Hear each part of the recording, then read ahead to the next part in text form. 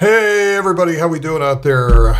Doc and Mav here from ReadySetCrypto. We're doing one of our rare tandem setups here today. So for ReadySet Live, we've got some interesting things to talk about. We've got some great things going on in the markets. Good afternoon, everybody. Why don't you let us know where you're coming in from while we kind of get the pipes lit up here, and then we'll get you guys going. Hey everybody, how's it going? Let's see where you guys are coming in from. It's good to be back. Okay, we got Robbie in Ireland.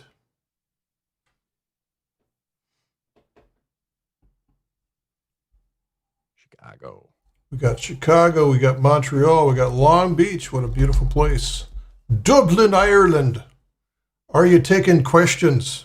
Well, absolutely we are. Quebec. Saskatchewan, Brian and Sydney, Mark in Russia. Talk about AMP, please. Netherlands. Liverpool, UK. Favorite place, Montreal, Netherlands, Hungary, Stockholm, India. Is it too late to buy?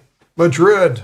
We have Louisiana, United States, Toronto. Hey, guys. Hey, Rajith. Honolulu, Chicago, Netherlands, and Melbourne. We got people from all over the planet here. Alcatraz. Awesome. Hey, funny thing. My grandparents used to live on Alcatraz. No kidding. No kidding. They lived on an apartment on Alcatraz. Not as prisoners. No, outside of the bars, not inside the bars. Yeah. All right. So, Mav, what you got today? What's going on in your world? What's hot in your world? Well, I think it's important for us to kind of recognize the sort of environment that we find ourselves in early 2021. It's been quite a year already. I feel like I've already aged a couple years in the span of the past month or so. But specifically as it relates to the crypto space, I think there's been some really interesting things going on, kind of inside and outside the space. And I think that's starting to say like coalesce or find its way into starting to get some of that altcoin energy going. And so I think it's finally time for us to actually, yeah, say it's no longer Bitcoin's market. It's time to start talking about where we can start to diversify, where we can start to look beyond the big orange and start to look to where we can speculate and start to find those sort of opportunities that are going to help us to I would love to be able to grow a small portfolio into a big one, and I think everyone else on the stream would agree. So we'll definitely dig into some of I guess, some of the coins that I'm looking at right now, some of the opportunities that I'm seeing, and we'll definitely have some time for Q&A. This is going to be a nice and refreshing return to the form of, we'll have some fun here. So it should be a good stream. But first, I think it's definitely important for us to just kind of recognize what's going on in terms of like the WallStreetBets stuff and Tesla buying Bitcoin and all these big things and what that really means. Because I think we get kind of lost in the noise or the headlines of things, and I think it's much more important for us to kind of look long term and look beyond what the talking heads are discussing and what the headlines which seem to have memory of a goldfish. Just look at how many times people have called Bitcoin to be dead or that it's going to zero, and pretty much proof of it doesn't quite apply to this space.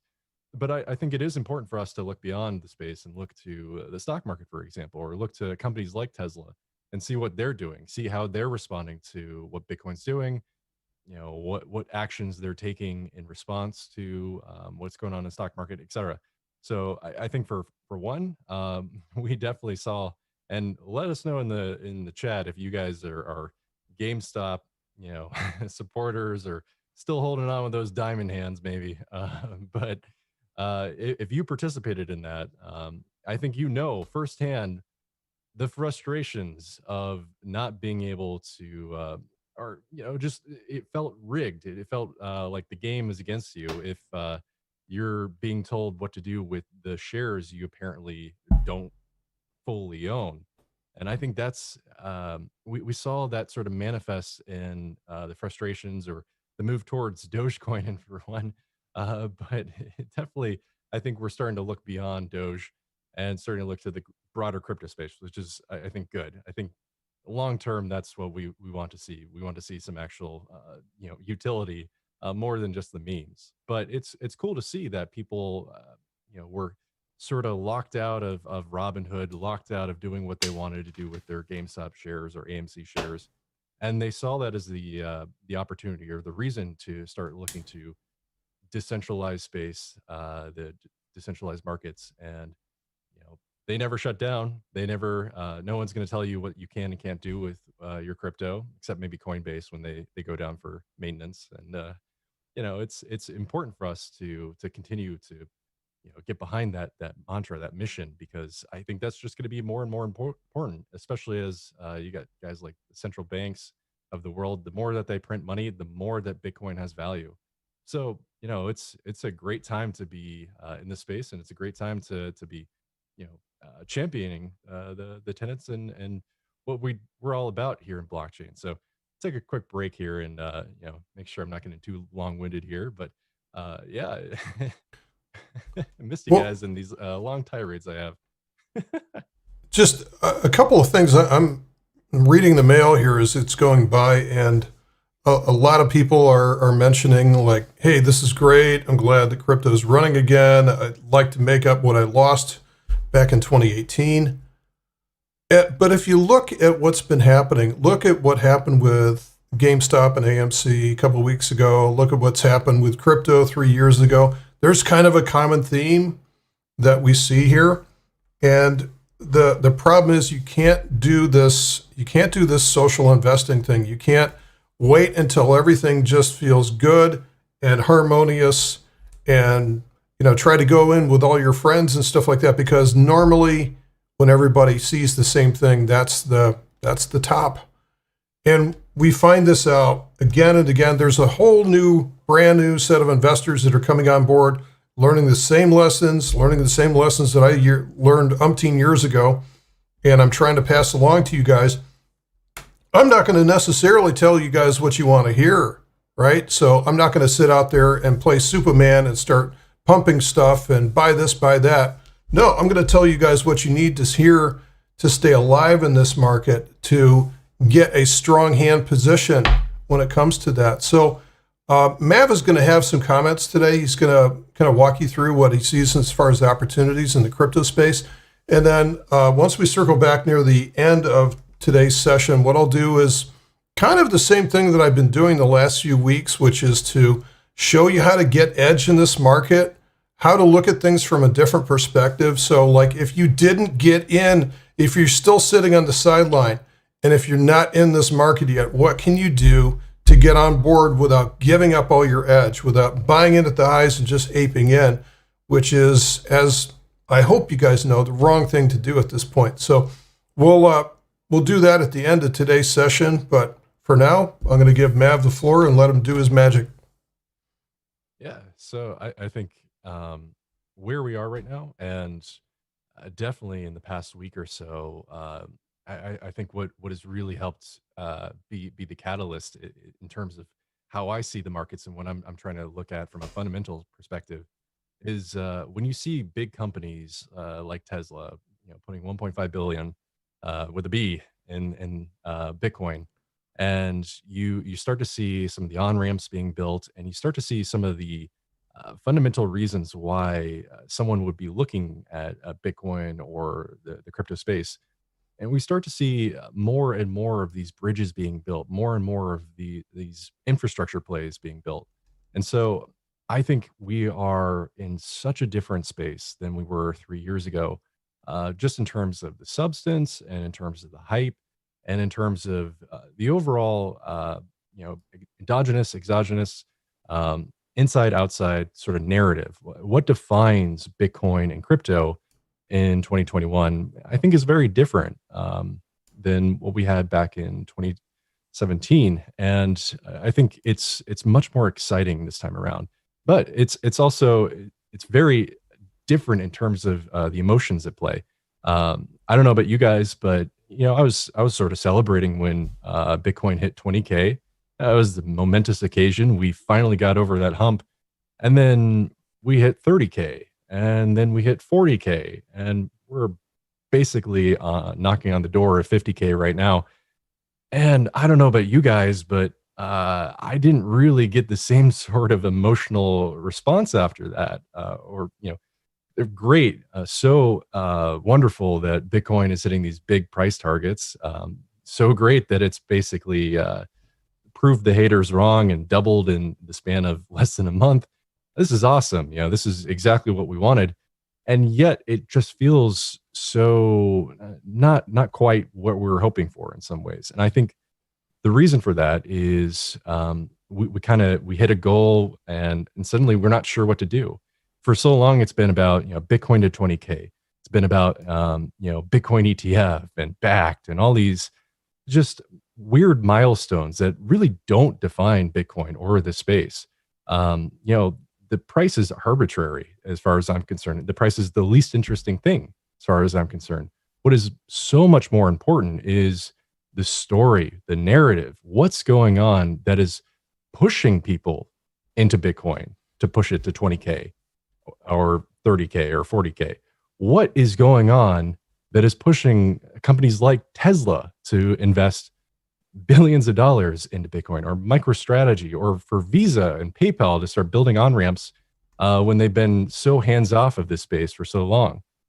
And we start asking those sorts of questions. And then we start asking the sort of questions of, okay, what sort of world supports Bitcoin at 20K? What sort of world supports Bitcoin at 50K? What kind of world supports Bitcoin at 100K? And suddenly the barriers kind of come down, because there's not much separating us from where we are now and where Bitcoin is probably eventually going to go. And I think what becomes so much more relevant is how it supports the overall space at that point.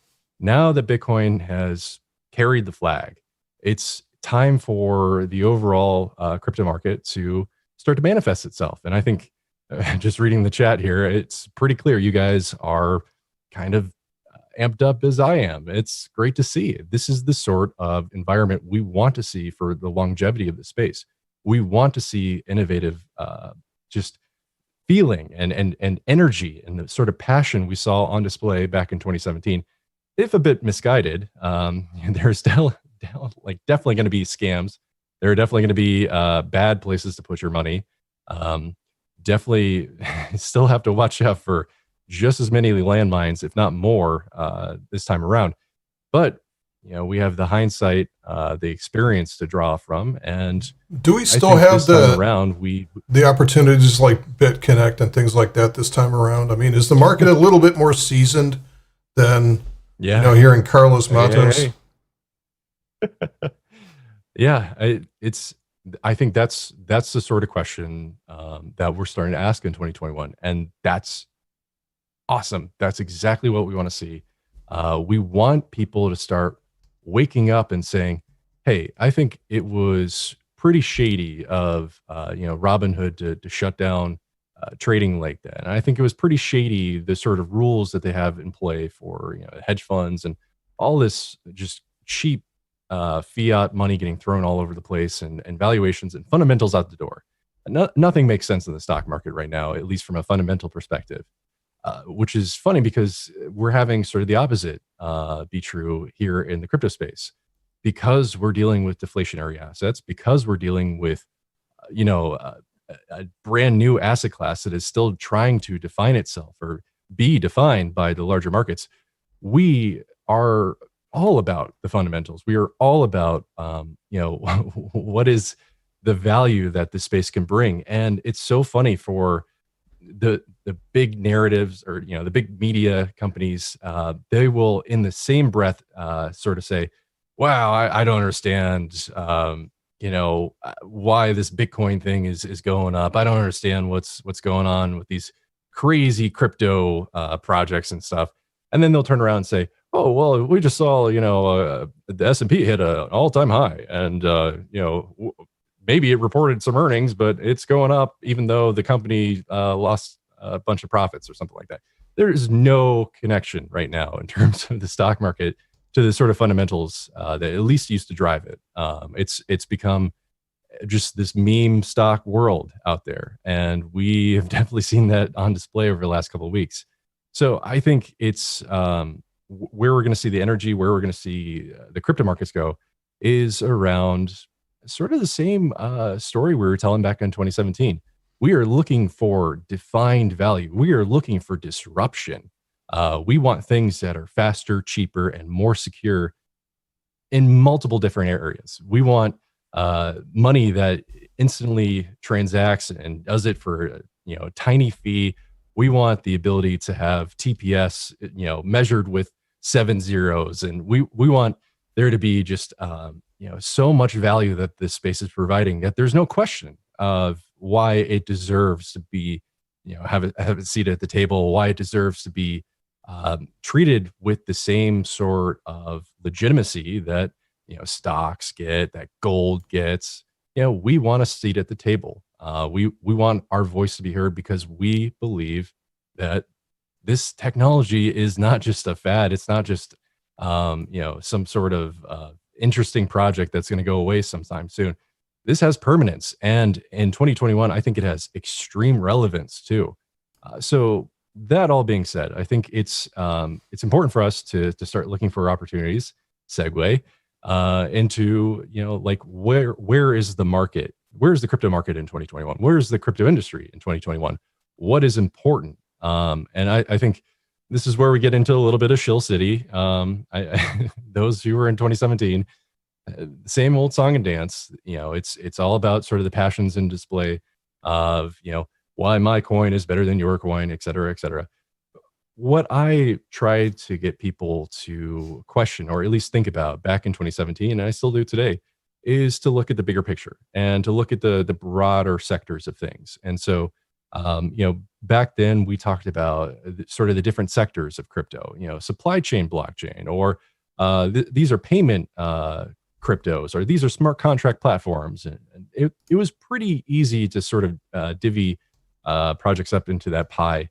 But these days, things are not quite as simple. It is with the advent of things like DeFi, and as we quickly are seeing just this explosive Cambrian growth, it is really impressive what people have been able to pull off in a short amount of time, and the sort of multifaceted nature of the projects these days. So it's not quite as easy to sell a white paper and a dream these days. It is really more about the value you can provide. The space has matured a lot, I think, and that's not to say that it's still naive and nascent. It is, but I think it's starting to move in a direction that is extremely exciting. So that being said, I want to start talking about some of the projects that I'm watching, and we can do a little bit of screen share action here. Let's see, make sure this is working. How we doing? Looking great. All righty. So let me switch over to this one. So this is what we kind of have been doing. What have we been up to here at ReadySetCrypto is, we are looking for opportunities, and we're trying to quantify them in terms of, what is this project? What is it doing? Here are the top 10, for example, DeFi projects that I want to look at. And if you kind of look up at the top on the little tabs there, you can kind of see different sort of ways that we're looking for opportunity in very specific sectors, or I guess classes of things. But for example, this was a list of 10 DeFi projects that I sent out on the 4th to our Omnia members. And it basically is a pretty good, I guess, representation of what the DeFi space kind of represents. You've got stuff like the DeFi Pulse Index, which is tracking a bunch of different ones. You have Flashstake, which just recently blew up. It is up 185% over the last 7 days. So if you had taken my advice, just toot my own horn here, you'd be doing almost about 4 times your original investment, turning a quarter into a dollar, which is nice to see. But we got some other interesting ones like Dex Tools, which I think is up. I have it at 78% over the last 7 days. You have other ones like Kava, which are it's up 70%. So some of these are doing really well. Some of these are the sort of altcoin projects we've been waiting for, in terms of there are strong fundamentals at play here, but they're also moving a lot more than what you'll see from the average stock out there. And even some of the we've been talking a lot about SPACs here at Ready Set Crypto and Ready Set Trade, and these move almost like crypto, but not quite as much, and that's probably for the best. But this is so awesome to be able to start talking about this kind of stuff again, because we want to be able to support projects that are doing really cool things. We want to see this sort of high growth explosiveness from the crypto market that I think, especially for those that were around a couple of years ago, were almost, I would say, kind of reminiscent of the excitement. It was kind of a casino. It was kind of gambling, but at the same time, there was a lot to be excited about. There was a lot of reasons. It was really tantalizing for you to be able to find a project, say like, wow, this is really interesting, and to support it, and then for it to blow up. That's really cool to see, because not only are you right in terms of the fundamental reasons, but for the price to reflect what you believe it to be worth is just really cool. It's a great feeling to have that, and it's just not something we see, as I kind of just talked about, in the stock market these days. There is a very big disconnect between the fundamentals and what actually happens with price, and that's just kind of the way the stock market is these days. But for the crypto space, there is a pretty strong correlation in terms of what's going on in the market, and what these projects are doing to kind of stand out. So to that end, today I'm going to talk about one that I created just this morning, a spreadsheet in terms of some of the projects that I'm looking at. And these are what you would classify as moonshot. These are low cap coins that are just, they're not something you want to be investing long term in. I want to make that extremely explicitly clear.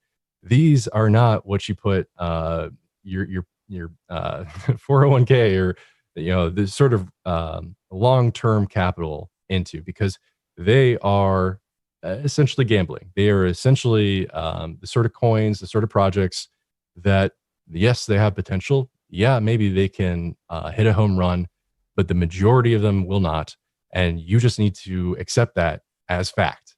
No matter how good the fundamentals are, no matter how exciting the project might be, even if all the stars seem to align in terms of what that project represents to you, the price might not agree with you. And that's this sort of duality, I guess, we're playing with here, is that, yeah, more often than not, it seems like the fundamentals do play nicely with the price, but sometimes they don't. And that's just the nature of things. But that's why you have to take a more holistic approach, especially when it comes to the low caps like this. You cannot get fanboy some of these projects, especially if they're outside the top 100. You can be really excited about them. You can say, hey, I think this is a really cool project. I hope it does well. But to go all in on something like that, I admire your conviction, but not for me, and for hopefully the majority of you, not for you as well. So that caveat being said, I think what is important for us when we look at projects like these, it's important for us to do our due diligence. It's, this is what I try so hard to get people to understand, or at least do the bare minimum of, in terms of understanding what is the compelling advantage, what is the competitive advantage that this project is bringing to the door. What are they doing? What sets them apart? Why are they worth going from where they are to being in the top ranked cryptos? It's got to be more than, oh, they're really cool. They have to be doing something special. They have to be doing something of value, of note. And this is what we see over and over again as sort of the prerequisite to having staying power in the crypto space. You have to have a sort of mission. You have to have a sort of just edge, and it's hard to define that. It's hard to put that into words as to, this is why this project is going to do really well and why it's going to stand out from all these other projects. Really hard to do. But there are some things you can start to look for. You can start to quantify these things. You can start to look for patterns in terms of what it does well and how it does it, and et cetera. So that's what I've attempted to do with this spreadsheet that I put together today, just to look at a small sample set of interesting projects that I find to be doing some compelling things, doing some things of note. And importantly, this is not just, here's a smattering of all the supply chain projects. No, if you look over here on the tags sort of section over here, you can kind of see how I've started to break these down in terms of, okay, so this is a utility token, and it's dealing with decentralized exchange. It's doing decentralized perpetuals. It's an exchange-based token. So this is kind of similar to something like a Binance coin or an FTX or something like that. So I want to be comparing them almost apples to apples. I want to be looking at its competition and saying, all right, what does Injective Protocol do that Binance isn't doing, or some of these other decentralized exchange tokens? Hopefully you start to see where this goes. When you start to quantify things like this, you can start to get really interesting results in terms of your ability to look through some of these projects on display. And I think this really is reinvigorating, at least for me, to be able to go and find. It's almost like a treasure hunt, and you're looking for projects that are doing things that are novel and might just push the industry forward. So that's the other thing, is to be looking at the sort of macro trends here, starting to see like, okay, yeah, I think based on some of the projects I'm looking at here, DeFi isn't just a thing that was really hot for a couple months and then is going to go away. DeFi actually is going to be a major part of what defines crypto going forward. And these sort of projects are proving that to me, because they're doing some things really interesting. Things like that, where you have to look for, just commonality and sort of the direction that the space is going in. So there's a question here about layer 2 solutions, for example. That's a great one. And it's something that I've labeled with things like Prometheus and let's see if I can find another one here. Seller Network. And starting to look to what defines a layer 2 solution, what defines how they stand out, or what value they're bringing to the table, things like that. So hopefully you guys are still with me here. I've been talking for a little bit here, but this is our bread and butter. This is what we love to do, is be able to take opportunities like this, present them to you, and then for guys like Doc to tell you actually how to get into that. And again, last point I want to make here before we'll take a quick little break to take some Q&A and for Doc to maybe look at some charts and stuff. I want to make sure that you understand that when we're talking about low cap coins, when we're talking about basically the coins that are outside of the top 10, because those are the most established players and those are the ones that have the most staying power. When we're talking about especially coins outside of the top 100 or top 200, and really the majority of this list, when we get down to it, we have to be so careful with what we're doing. We have to treat these as, they're hot. You don't want to hold on to them very long. You want to be operating with, a very dispassionate mindset. You want to be just looking to get in and get out, get your profits. Hey, maybe it's a cool project, but all I care about is what I can do to increase my portfolio using that project. Maybe when it starts to take off and breaks into the top 100, then we can start to talk about a more investing mindset. But as far as I'm concerned, especially with where the market is right now, and especially, we could have a bear market start tomorrow. It's just that volatile right now. It is not a good idea to be looking at these as your long-term benefit plays, to be looking at these as value, because they aren't until they prove themselves. Right now, they're just growth potential. So understand that difference, and I think it will help you to stay in the game, but also not be bitter because you went all in on some project that convinced you that it was going to be the next big thing, and it wasn't. Lots of stories like that from 2017, and if that happened to you, yeah, I know what it feels like, and it's not fun, but you got to pick yourself up, dust yourself off, and look at this for what it really is, because we're in such a hot space. This is such a massive amount of opportunity staring you in the face right now, and you want to make the most of it. So I think that's a good place for Doc to pick the torch back up and talk to you about how do you look at things like this? How do you operate in this space, and do so in a way that you don't get blown up, because we don't want that. Well, before we let you off the hook, maybe this is a good time for Mav to take any questions about, like, if you guys have questions about specific projects and what you feel about them. Because I look at projects, I'm a little bit different about this. I just look at things from a price perspective. I look at everything as an investment, and whether or not I want to own this thing and trade into it, trade out of it, those kind of things. So that's kind of, I'm not that smart. So I just look at trying to find ways to get value on something like that in a very short term. So if you have questions for Mav, and Mav, while you're getting the questions come in, why don't you tell people what your the little sojourn that you're about to take off on? Oh, yeah, sure.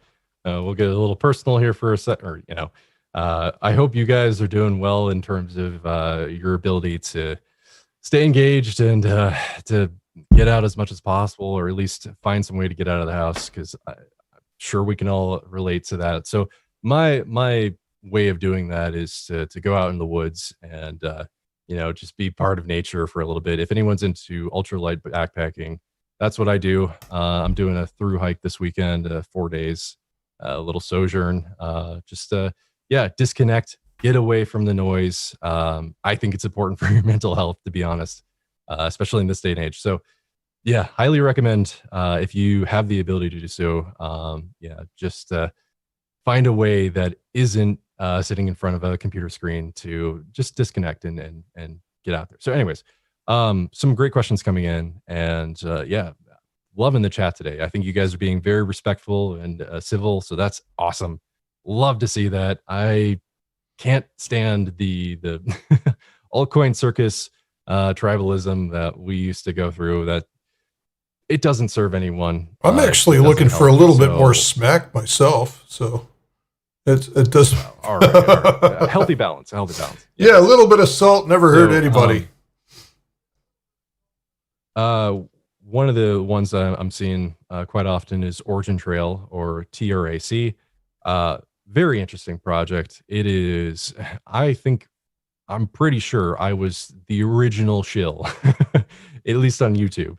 If you go back to some of my videos from probably 2017, maybe early 2018, I was pretty solidly into that project, and a big believer in terms of their ability to kind of revolutionize supply chain blockchain. And I just really was all about their team and their presence, and I think they were doing a lot of things right. And then they sort of just kind of lost the direction of things, especially when we started entering a bear market.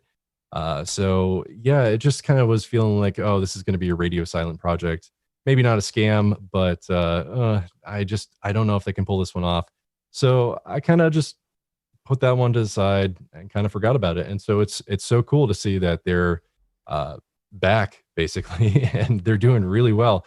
If you look at the charts, they are up 3,000% over last year, which is incredible.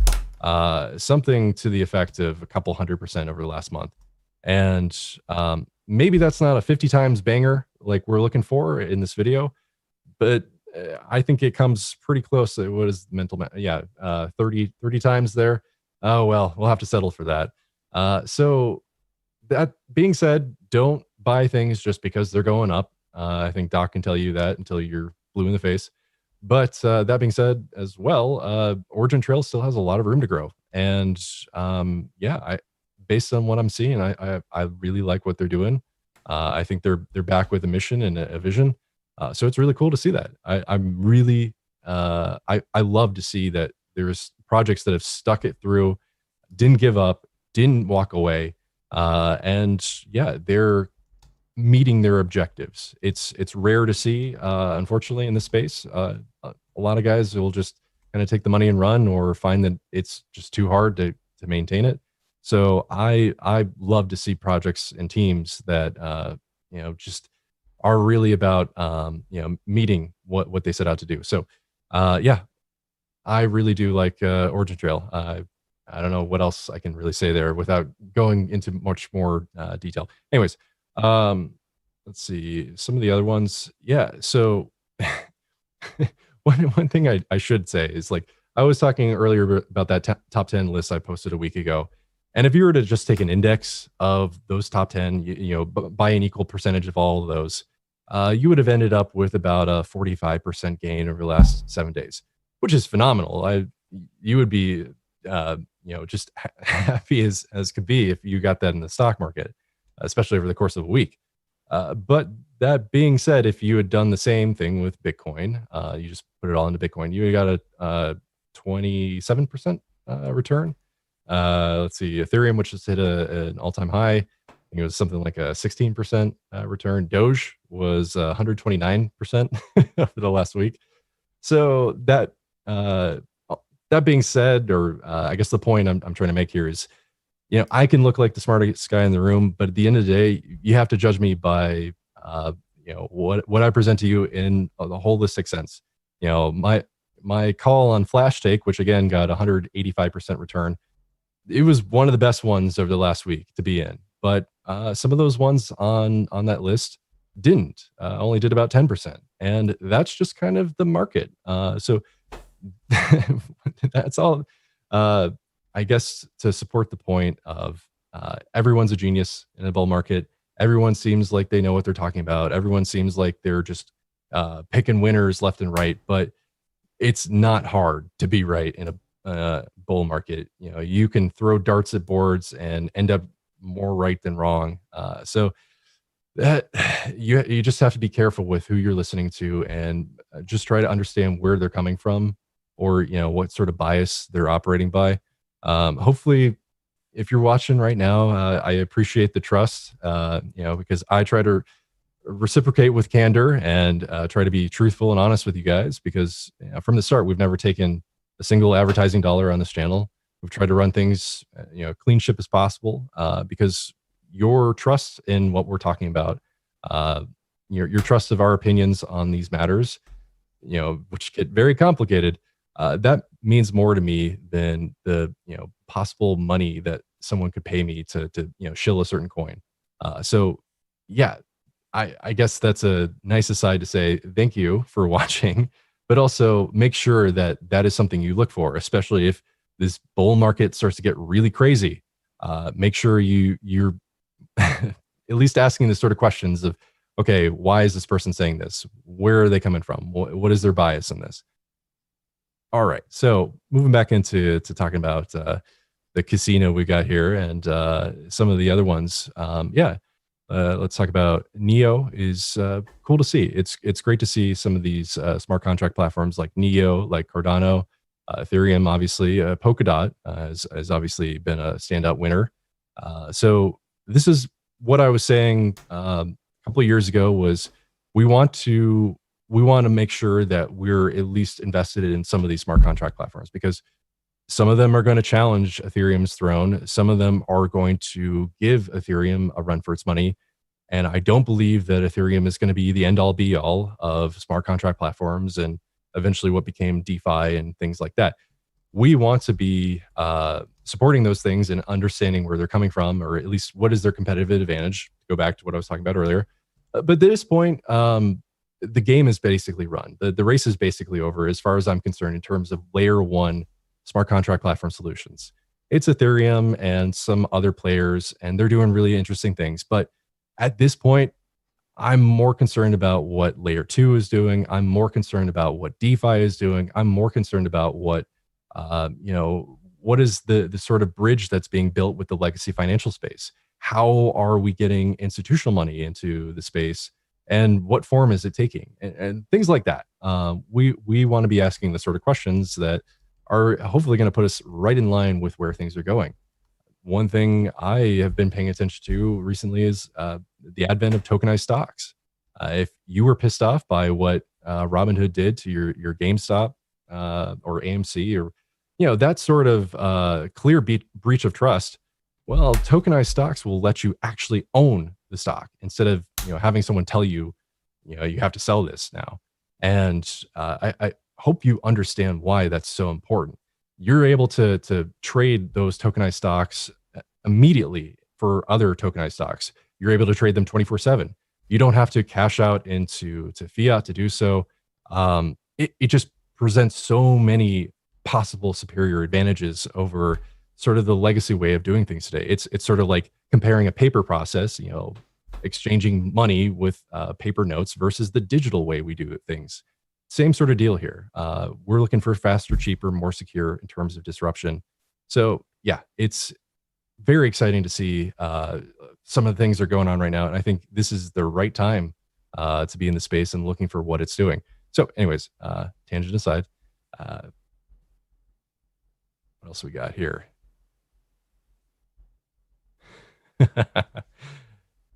Yeah, so 50 times is what we strive for. We're looking for standout winners. We need to operate like a VC in these markets. We need to look at the long-term potential of these guys and truly vet them. We have to look at the team. We have to look at the project. We have to look at what they're doing. Again, what is their competitive advantage? How can they be not just a winner, but a standout winner? Just absolutely explosive growth. That's what we're looking for. And what defines that is, again, a competitive advantage, but a sort of tenacity to meet and drive that competitive advantage. That's what we're looking for in terms of what these projects are presenting.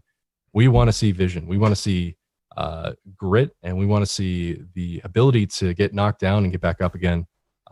This is, as far as I'm concerned, some of the hottest startup space out there right now, because it's not just about going out there and looking for VC money. It's about true adoption and breaking into a completely new space. The disruption door is wide open, and I don't think I've seen anything quite this exciting in some time. I think this is really cool to see. If you were to look at, I'm gonna borrow the screen here just for a sec again. I would highly recommend you check out the ARK Invest Big Ideas report for 2021 when you get a chance. It's filled with lots of really cool things to think about if you're sort of future focused, visionary. And basically, this is a really long synopsis on where innovation is going, what is going to be in the near term, sort of at the forefront of the next big markets, right? So when we talk about things like deep learning and AI, when we talk about digital wallets and Bitcoin and electric vehicles or delivery drones and 3D printing or CRISPR and gene editing and things like that. This is what ARK, which is an ETF, or they run a fund. This is what they've identified as sort of these next big trends, and they've used some pretty compelling, sort of quantitative analysis to say this is the narrative, this is the trend that we've identified, and these are the reasons why this is going to be the next big thing. And so when we look at what they've talked about with Bitcoin, for example, oops, I think I went too far there. Yes. All right. So like this slide in particular is very interesting to look at. When we talk about all the institutional players coming into the space right now, when we think about guys like Tesla and guys like MicroStrategy coming in, and if we were to look at the other big corporations out there, Apple, for example, they're sitting on a $200 billion dollar glacier, a melting iceberg, if you will, because it's due to the forces of inflation and due to the forces of what the Fed is doing right now. Their cash reserves are basically just burning away. So they're going to start looking at something like Bitcoin, which is deflationary by design, and starting to say, yeah, maybe that's not a bad idea to start allocating a portion of our massive cash reserves into something like that. And the dominoes start to fall. And when ARC looks at simulations of these sort of questions or possible scenarios, and start to look at these big institutional players starting to allocate towards Bitcoin and the crypto space, we start to see crazy numbers like Bitcoin's price. If there was a 2.5 to 6.5% institutional allocation, Bitcoin's price rising by $200,000 to $500,000 based on the maximum Sharpe ratio on that.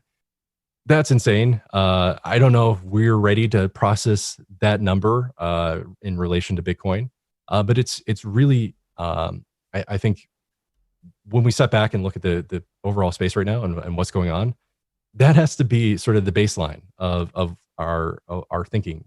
If Bitcoin starts to move in that direction, how is it going to affect everything else?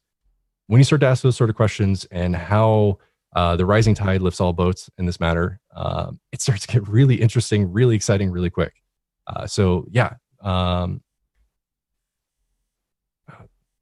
Doc, have you seen any good questions you want to answer real quick? Oh, wait till you run dry, and then I'll go for a couple of minutes. So if you guys wanted access to the first DeFi portfolio I was talking about, you could get access to that. The link is in the bio below. Have at it, have fun. I haven't touched it since February 4th, so it's just meant to be a sort of static portfolio that I created in one day, and found 10 DeFi projects I found to be interesting, and that's it. So don't take it as law or word of law or whatever. It's not the Bible truth or I don't know, whatever metaphor here. It's just a snapshot in time of here are a couple interesting projects. Same deal with the portfolio I was just showing you today. That's 22 different crypto moonshot low cap altcoins that I find to be interesting. I think are doing some compelling things. And if you wanted access to that one, I just posted the link to that, the full portfolio, over at our brand new platform, which is ReadySet.vision, which is free to get into. We just got it off the ground, so it's still a little rough around the edges, if you'll excuse the mess. But what it's dealing with is super exciting. If you haven't heard about on-chain analysis before, this is exactly what it's about. It's sort of a combination of what I do in terms of fundamental analysis and what Doc does in terms of technical analysis. And it takes those two and kind of marries them and gets the benefits of both, because it uses blockchain data to basically make accurate price predictions as to where is Bitcoin going or what's happening with the overall network. Basically, if you wanted to beat the investing herd or the trading herd, if you wanted to be a smarter Bitcoin speculator and basically outsmart the whole market, this is how you do it. This is what on-chain analysis represents, is sort of a cheat code as it relates to your ability to be in the markets, because you're using almost quantitative analysis on Bitcoin. You're looking at the blockchain network. You're looking at the different indicators that are based off of the blockchain data, and using that to make statistical analyses and basically predictions that are going to be more accurate, more correct than not, just based off of the way the probability goes. That's really what on-chain analysis is about, is just kind of unlocking that potential.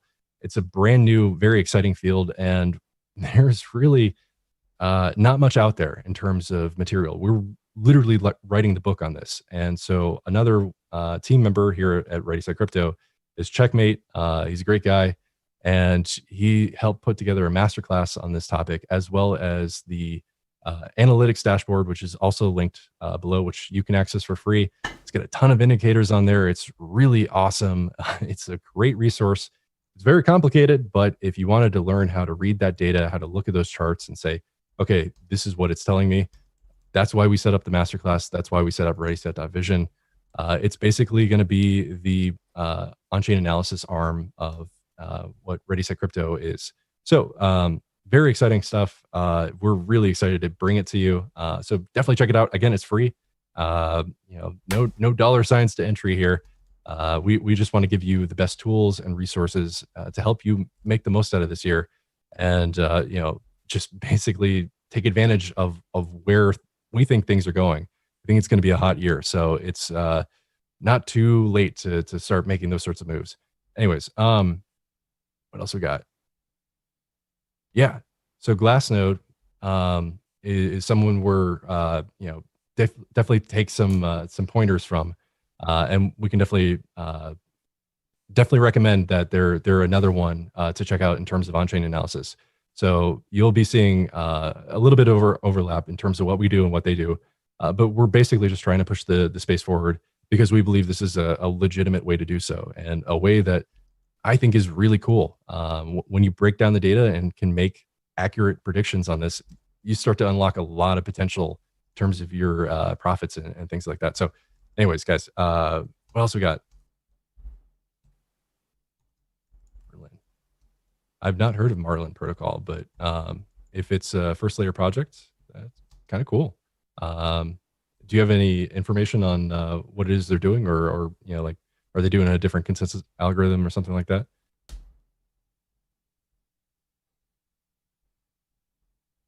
Let's see what else.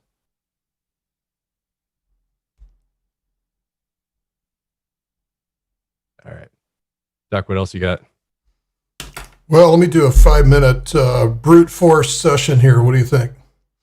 I'm going to do this the lazy man's way. I'm just going to bring over a browser window and just paint over everything here. So a lot of people are asking, like, what should you do if you're sitting on the sideline and you're not in yet? So one of the things that you can do, there's two methods to really pick off a price level that you're going to get in at. Because everybody wants to know the future. You don't know the future. You don't know when this is going to happen, but fib retracements is a great way to identify potential landing spots. And so for something like this, I'm going to bring in my magic drawing tool here. Forgive me for a second. But if we look at this, the 38.2, 50%, and 61.8% retracements represent value. The further down you go, the less likely you are going to get filled, and the more value that you do get if you get a pullback there. So we did the same thing back here if you look at the fib retracements from this. Okay, so pull off the fib retracements. Here is the last major swing that we had, and it's going to go from approximately here to here. If I can get it to draw right, there we go. And so you could see that we got up to about a 50% retracement of that. So if you'd sit there with your good till cancel limit order in place, it's going to get filled at some time overnight when you're not watching it. And all you're going to do is, all you're going to do is you put in a good till cancel limit order for a small position, and this is how you get filled on a pullback. Okay? So that's one technique that you can use. Another technique that you can use is actually called cash secured puts. And I'm going to bring over a broker called LedgerX here. And if you've never listened to me talk about cash secured puts, there's a few sessions that I did a little while back. But basically, what I'm looking to do at the next level is commit to selling at 35,000, excuse me. I think 30,000 on BTC is rock solid. And of course, you can use these techniques with anything that offers an option on there. But selling at 35,000 and saying, I'm going to be a committed buyer at 35,000, I get paid. If I was going to do one contract, I'd get paid $1,525 for that, probably about $1,600. So if we divide 1,600 divided by 35K, pardon the scribble scratch here, but if I divide 1,600 by 35K, we're going to get 1,600 divided by 35,000, and that is about 4.5% return, which ain't bad, guys. That's not bad for sitting there getting paid for the pullback. If the price goes higher, option expires. If the price goes sideways, option expires. You get to keep that 1,600. Even if the price goes down to 35,000, you still keep it. And it's only if it goes below 35,000 by expiration. are you on the hook for buying BTC at 35,000, which was the point to begin with. That's what you wanted to do, was to buy that, right? So that is called selling a cash secured put. And we've got that detailed in our classes, and I'll just bag out of here. So I'm just going to keep that short. I've been hogging the microphone for the last few sessions, so I'm glad we got Mav out today. There he is. He's back again. I'm glad we got him out today so we could talk about a lot of different projects. I'd like to thank you guys for hanging out with us here. If anybody is wanting to join ReadySetCrypto and wants a deal to sign up for an Omnia, if you sign up ReadySetCrypto/3, look for that deal there. There's a 3-month deal that we have. Otherwise, you can go out to readyset.trade and join our 10x tribe as well too. What else you got out there, Mav? Well, let me just quickly respond to some of these questions here. So you guys were asking about some specific projects. Let's first cover API 3, which it's about basically securing or validating data. And so here I am back at the spreadsheet that I was talking about that I just built today for those just tuning in. And so these are some of the crypto moonshots that I'm looking at. Some ones that I find potential to be interesting or have a compelling narrative behind it. So API 3 is looking to validate data as it relates to oracles, as it relates to there's a DAO structure in there. Let me see if I can find, yes. So here's another one, kind of like it, Certic. I'm not sure how to pronounce that. But they're also looking to basically have a security oracle and some sort of way to validate data. Here's another one, DIA, which is also using oracles and looking to validate data, and is kind of right at the crux of where we are, trying to solve a pretty tough problem in terms of DAOs and DeFi and oracles and trusting data sources and things like that. So API 3 is right there, looking to solve that problem as well. And so, yeah, I find merit to that sort of project and what they're embarking on. Kind of iterating on what Chainlink started with their Oracle solution. And I think there's still problems, still things to work out regarding DAOs, especially. I don't believe I've seen any DAO that has worked perfectly just yet. Same thing with oracles as it relates to data validity. Still working on that. That was something we talked about in our Omnia member call last week. It's still an ongoing, progressive sort of problem to solve in the blockchain space, but very interesting. Lots of potential there because addressing that, getting to the crux of that, I think would be a massive opportunity and would really start to just help build the space out in a direction that it desperately needs to go.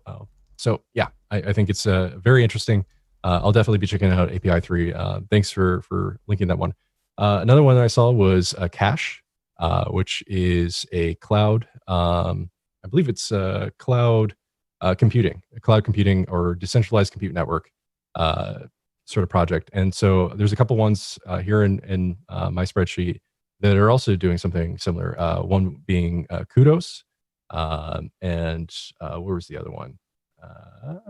I just saw it. Hold on. Or maybe I was thinking about the cloud storage ones like Prometheus and Opacity here. But yeah, basically they're either renting out spare CPU power or spare storage space, and yeah, it's something that's I think is very interesting. It's a potential for what blockchain does best in terms of decentralization, and marrying that with the best of what DeFi does. Yeah, very cool stuff. I was a big supporter and believer in projects like Siacoin and Golem back in the day. So I see this as kind of a natural evolution of what those projects sort of embarked on. And it's cool to see stuff like Opacity and Prometheus and Cash, what their solution sets are. haven't quite dug into cash much, so I'll definitely be looking into that one. So thanks for linking that. And the other one that I saw someone talk about was Ramp, which let me see if I can find. It's basically a staking sort of yield farming project meant to basically maximize your capital efficiency and what you're getting from lending out your whatever token. And let me see if I can find. Man, I had all these ready to go, and now I can't find. Well, let's see. Yeah, so one that I was looking at was Wing Finance, which is more about like collateralized lending and credit-based lending. That's if I can find it before I, no, maybe not. Well, anyways, there is a lot of potential with sort of the yield farming front of DeFi, and I think it's really interesting to start digging into the potential of that.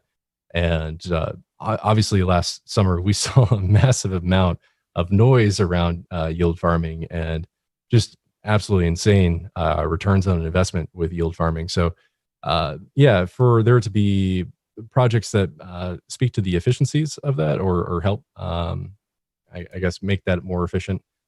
Yeah, I think that's cool. I think that's doing the sort of stuff that DeFi needs. Let's see what else. Yeah, the question about if I had $1,000 to invest, which coins would I invest in? The majority of that would go to coins that are more established, coins that are in the top 20, top 10. That's just how I would answer that question about risk management, because I see those ones. Yeah, like we talked about earlier, the DeFi projects that I linked did pretty well on average. I think yeah, the average was about 45% return over the last 7 days. A couple projects in the top 10, top 20 beat that, beat it handily. But on average, they were not doing it so much. So it's really a question about, can you find the sort of projects that are doing something compelling or standing out? People were asking about like Polkadot, for example, and if it can kind of challenge Ethereum's throne. And that's a great example. And I think the market reflects that in terms of what's going on right now and how Polkadot has had explosive growth recently.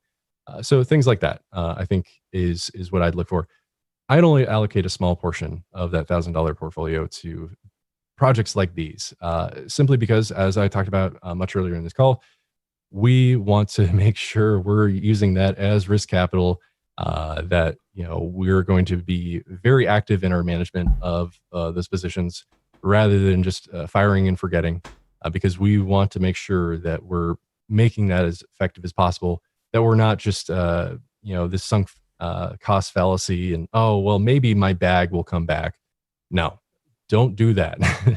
Please try to limit the amount of bags you pick up this year, and make sure, if at all possible, that you are staying light in those bags.